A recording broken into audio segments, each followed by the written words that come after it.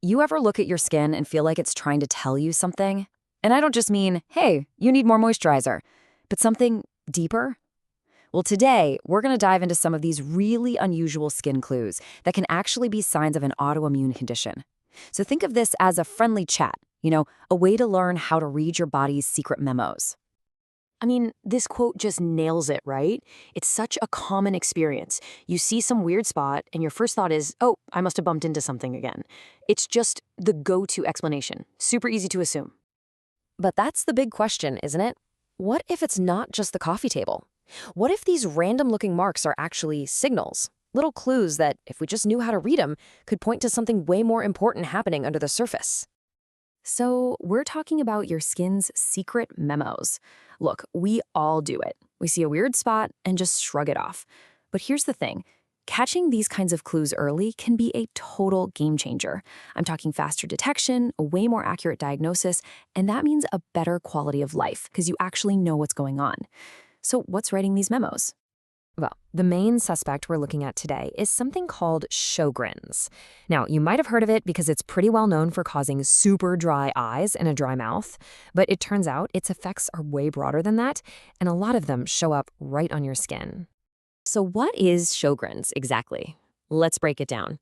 In the simplest terms, it's an autoimmune disorder. Basically, your immune system, which is supposed to be your personal bodyguard, right? It gets confused and it starts attacking your own healthy cells. With Sjögren's, the main target is the glands that produce moisture. We're talking tears, saliva, that kind of stuff.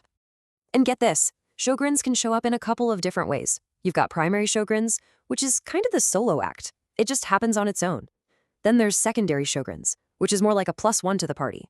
It tags along with another autoimmune disease, like lupus or rheumatoid arthritis. And knowing the difference is absolutely crucial for getting the right diagnosis and treatment.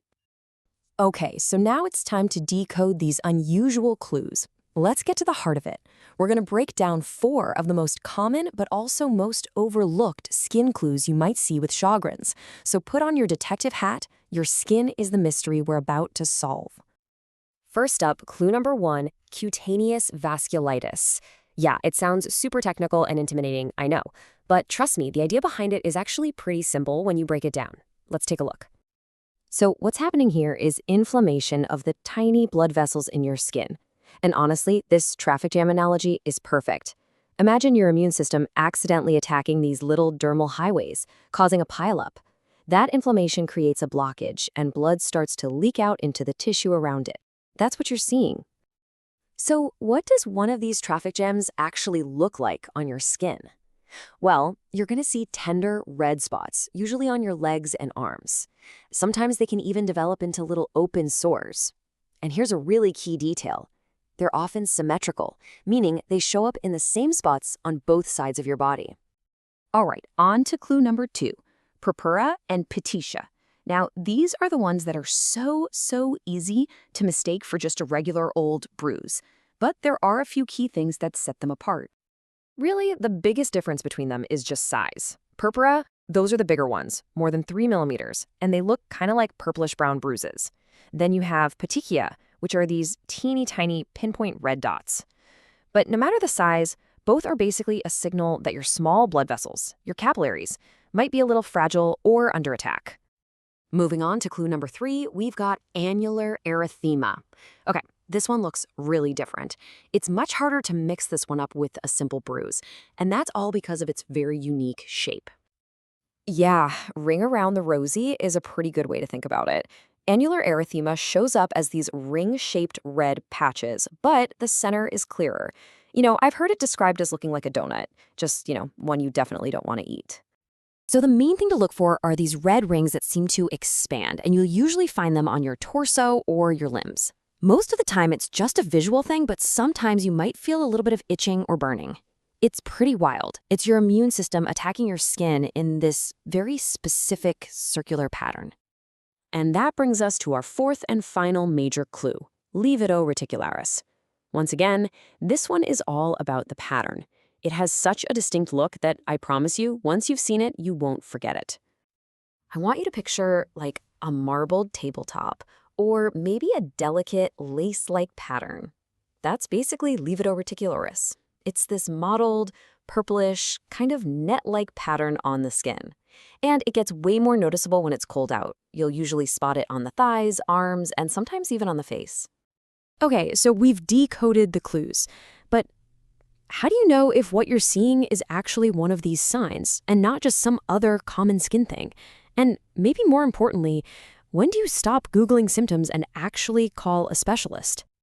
This chart here is super helpful because it really lays out the differences so clearly. I mean, yeah, extreme dryness can show up with psoriasis or eczema too, but those very specific patterns we just talked about, the rings, that net-like look, the purpura, those are pretty unique to Sjögren's when you compare them like this. So here's the bottom line. If you've got spots or bruises that just aren't going away, especially if you're also dealing with other things like joint pain, serious fatigue, or those classic super dry eyes and mouth, it is absolutely time to call a doctor.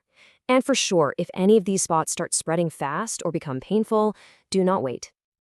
Okay, so whether you've actually been diagnosed or you're just someone who deals with really, really sensitive and dry skin, knowing how to take care of it is everything. So let's switch gears and talk about a real, practical action plan. First things first, let's talk about your skincare arsenal, your first line of defense. You'll want to look for ingredients called humectants, things like glycerin and hyaluronic acid, because they literally pull moisture in your skin. Then you follow that up with a barrier cream with ceramides to lock it all in. And please always, always use a gentle mineral sunscreen. It's so important for protecting that sensitive skin. And it's not just about what you put on your skin. Simple little lifestyle tweaks can make a massive difference. Firing up a humidifier at home, great for putting moisture back in the air. Switching to super gentle, fragrance-free cleansers, that protects your skin's natural barrier. Oh, and taking cooler showers, hot water just strips away all those good natural oils. And that really brings us to a pretty powerful final thought. What if we started to see our skin as more than just a barrier? What if we saw it as this dynamic messenger? Kind of like a mood ring for our entire immune system, constantly sending us little clues about what's really going on inside. I mean, that's a pretty amazing way to rethink how we listen to our own bodies, isn't it?